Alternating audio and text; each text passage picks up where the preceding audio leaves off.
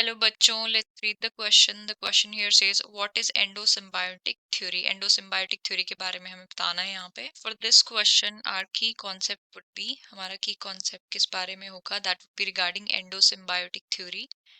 Endosymbiotic theory.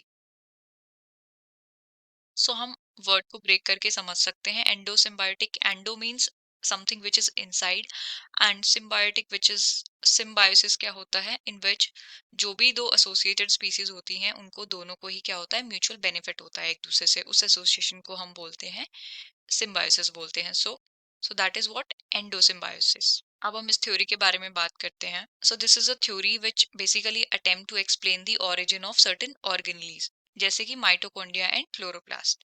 So theory that attempts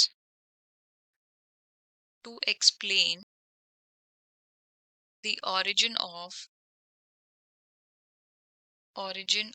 the organelles such as mitochondria and chloroplast. And दूसरा जो है ये theory क्या एक्सप्लेन करती है? It explain the origin of eukaryotic cell from prokaryotic organisms. Mean prokaryotic organisms से जो है अल्टीमेटली यूकैरियोटिक सेल्स जो है कैसे अराइज हुई हैं वो कंसीडरेशन इस थ्योरी के अंदर हम पढ़ते हैं. सो theory of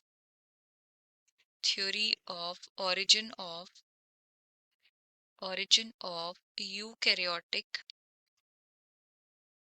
cells from prokaryotic organisms.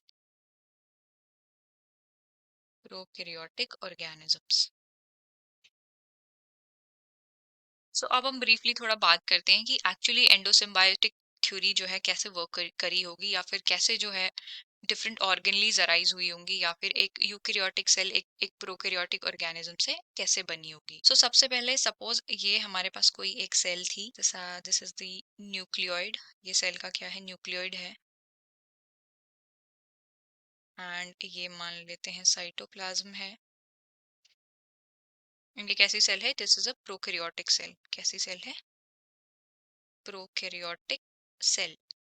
धीरे धीरे क्या हुआ होगा? ये जो प्रोकैरियोटिक सेल है it would have grown in size. इसका साइज बड़ा हुआ होगा and it has developed certain infoldings. Cell के अंदर जो है सेल मेम्ब्रेन के अंदर कुछ इनफोल्डिंग्स आई होंगी सपोज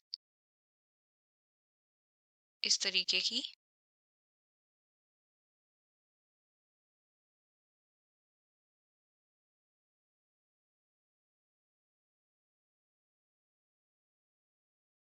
क्लियर मटेरियल था. So these are the infoldings.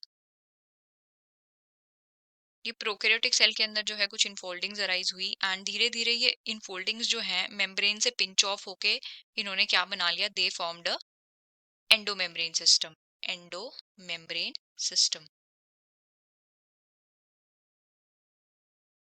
So endomembrane system बनने के बाद सेल जो है किस तरीके से मॉडिफाई हुई? मींस यहाँ पे जो हमारा न्यूक्लियर मटेरियल था उसके अराउंड मेम्ब्रेन आ गई. न्यूक्लियर मेम्ब्रेन अराइज हो गई एंड यहाँ पे हमारे सेल के अंदर क्या बन गया? Endomembrane system. Endomembrane system means यहाँ पे क्या क्या बना? Nuclear membrane.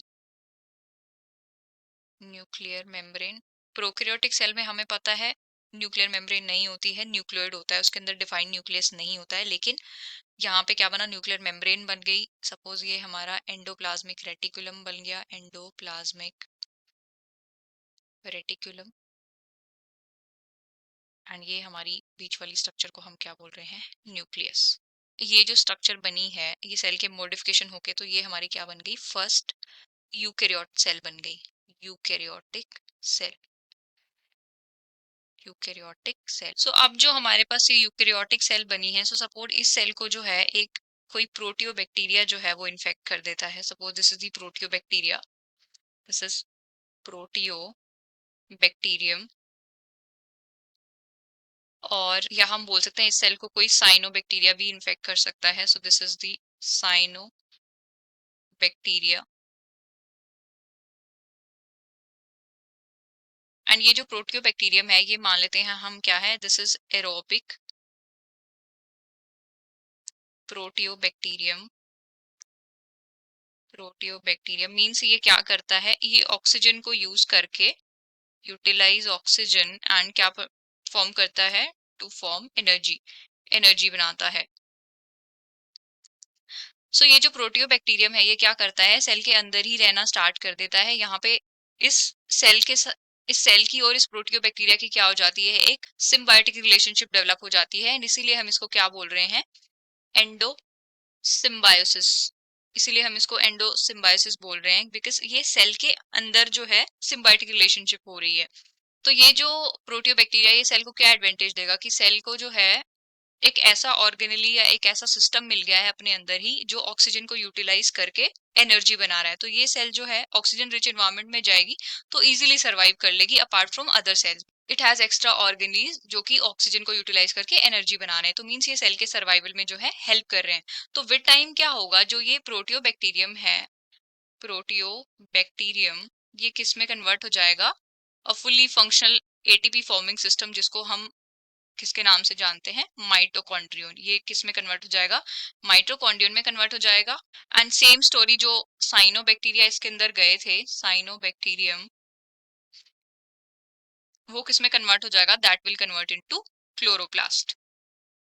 सो इस तरीके से जो हमारी ऑर्गेनलीज हैं ये कैसे अराइज हुई हैं, ये एक प्रोकैरियोटिक ऑर्गेनिज्म के अंदर से अराइज हुई हैं। मींस एक प्रोकैरियोटिक सेल थी, उसके अंदर क्या हुआ, धीरे धीरे मॉडिफिकेशंस होके वो सेल ने एंडोमेम्ब्रेन सिस्टम डेवलप किया एंड वो एक यूकैरियोटिक सेल बनी, एंड उस यूकैरियोटिक सेल को जो है किसी प्रोटोबैक्टीरियम ने इन्फेक्ट किया, एंड विद टाइम उस प्रोटोबैक्टीरियम ने उस सेल के साथ एसोसिएशन बना के एंडोसिम्बायोसिस करके वो किस में कन्वर्ट हो गया, fully functional mitochondria and chloroplast में कन्वर्ट हो गया। तो इस तरीके से जो है organelles arise hui hain. So this was all about endosymbiotic theory.